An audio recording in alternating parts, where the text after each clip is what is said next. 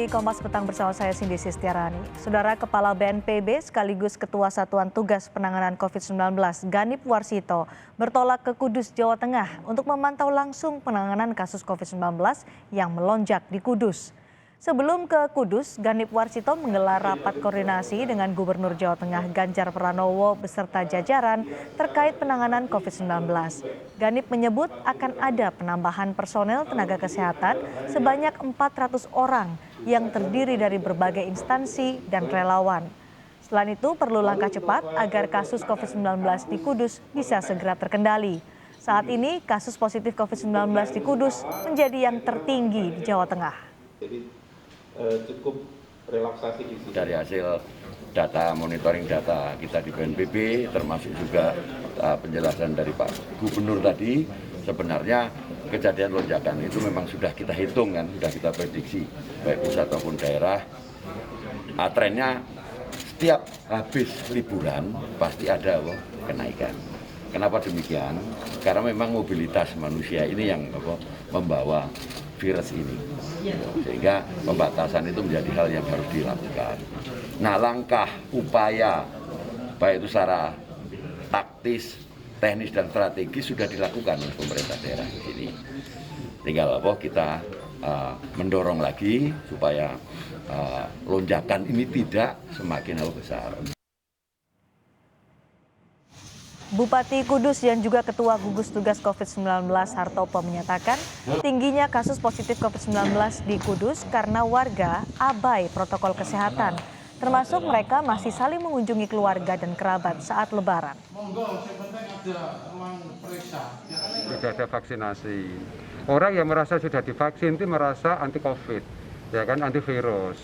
Jadi mereka sendiri sama leluasa bebas. Nah, ini yang potensi menjadi OTG kan orang-orang yang salah divaksin. Ketika dia AB prokes, nah, ini bisa menularkan ke segala pihak. Itu yang pertama. Yang kedua dibarengi dengan bulan Syawal kemarin, yang adanya Anjang Sana. Nah, tentunya tradisi Kudus jenengan tahu semua, ya kan? Nah, setiap orang tua rumah tangga mesti di situ masak opor, makan opor bersama, ya pada lepas masker ngobrol bersama. Ini yang jadi itu. Pariwisata dengan dibarengi dengan adanya hajatan-hajatan yang kemarin sudah SOP-nya harus tidak boleh makan di tempat, tapi kadang masih bandel, kadang masih. Lalu bagaimana penanganan lonjakan kasus COVID-19 di Kudus, Jawa Tengah? Kita akan sapa jurnalis Kompas TV Iwan Miftahudin di sana. Iwan, Kepala BNPB datang ke Kudus untuk melihat langsung kondisi di sana terkait dengan lonjakan kasus COVID-19. Lalu apa instruksi dari Kepala BNPB untuk menangani COVID-19 di Kudus?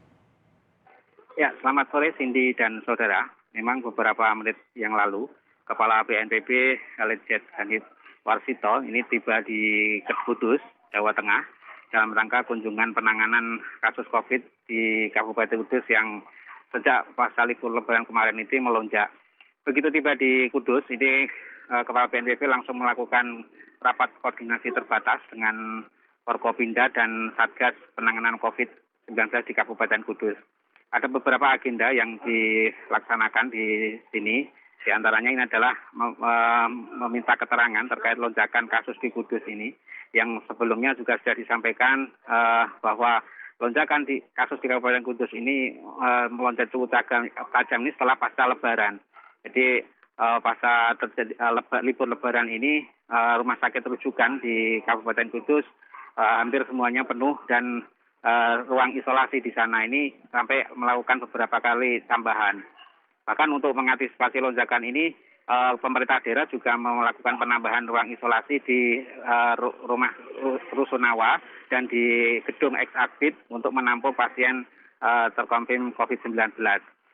Selain itu, selain lonjakan ini, yang perlu dapat perhatian dari pemerintah ini adalah angka kasus kematian yang ternyata hingga saat ini terbilang tinggi karena sampai hari ini data dari Dinas Kesehatan ini terdapat banyak 632 warga yang positif COVID ini meninggal dunia dan 30% diantaranya ini pasca terjadinya lonjakan kasus setelah Lebaran.